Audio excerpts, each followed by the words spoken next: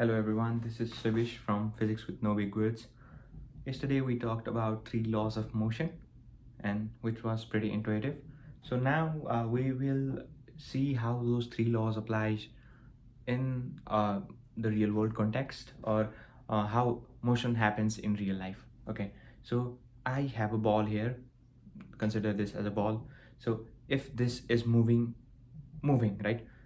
If it is moving from its original position, so whatever it has moved, that is its displacement. We talked about displacement. We talked about displacement as like how much far it has gone from its original position, right? So that's its displacement. And how fast is it going is its velocity. How fast and where, in which direction, because velocity apparently needs context. So that is our velocity. But how fast is velocity changing? That is now acceleration. Okay, so we have three terms right now. First is displacement. First, displacement is just the length that it has been moving from its original position. Let's say this is the original position from where it started. And then how fast the length is changing per second, let's say, that is velocity. Like if the length is changing 1 meter per second, like it is going 1 meter at every second, that way the velocity becomes 1 meter per second. And again, if the velocity is changing with one, so if the original velocity was 1 meter per second and 1 second later the velocity becomes 2 meter per second, like it is going faster and faster, right? Every second the speed is going up. So that way our acceleration, so that is defined by acceleration. So if even if acceleration is zero, there is no acceleration, the body can still move because it will have certain speed. It's just that speed does not increase. And there are things like negative velocity and negative acceleration. Yeah, they do exist. And that is when the body displaces, and if there is negative velocity, that means the displacement is not positive, the displacement is actually negative. So in that case the body does not move this side because it moves that side, and the sign, we just define it by ourselves. We can just say this is positive, moving this way is positive, and moving that way is negative. And if acceleration is negative, that means your velocity is decreasing.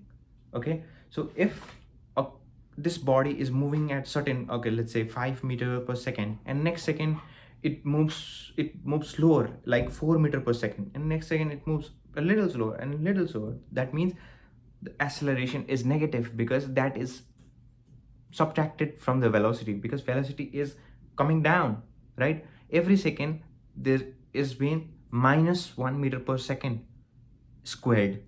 So that is the acceleration that is slowing down the velocity. So that's velocity, acceleration, and displacement for you. Let's look at a really nice example of gravity. We know that the force of gravity, gravity pulls everything down. The value that it pulls down the object by is 9.8 meter per second squared. So that's the acceleration by which something pulls down, because pulling down is applying force, and applying force is actually giving acceleration to whatever it is pulling down. So this is being pulled down with 9.8 meter per second squared. Initially the displacement is zero and even the velocity is zero, but 9.8 meter per second squared acceleration means every second the velocity is increased by 9.8 meter per second. So 9.8 meter per second. So 1 second it moves with a speed of 9.8 meter second, and next second it moves with a speed of 9.8 into 2, 19.6. So it moves even faster, and next second it moves even faster. So when you start throwing a body, every second the speed grows. Like the first second, if you see the ball is moving quite slower, but when it is reaching near and near to the ground, the speed is going so up. Like every second it is going near to the ground, it is becoming faster and faster. You can just check that out by just throwing a ball upwards, and then whenever it comes down, you can see how fast it is actually coming, how the speed is growing. And if it hits the ground, then the ball hits the ground with certain force, but the ground also exerts certain force upon the ball, right? So ball may sometimes bounce up. So that's Newton's third law. Every action has an equal and opposite reaction. So that's one type of motion we have talked about, that is like in meters, that we say translatory motion, like moving front, back, anywhere, changing its position. But there is one type of motion where a body does not need to change its position, and that is rotational motion. In that, the body actually doesn't change its position but change its orientation, let's say. So if the body original position is this, then the body might move like this. So it's just rotating, right? So that is rotational motion, and the rotational motion is not calculated in meters, centimeters, and anything, because we can't calculate. It is not even moving, so it is actually calculated by the degree. So if this was the original position and it moved this way, this much, so we find whatever the degree it is, and we say that the body is moving at certain degree. I mean, it moved certain degree.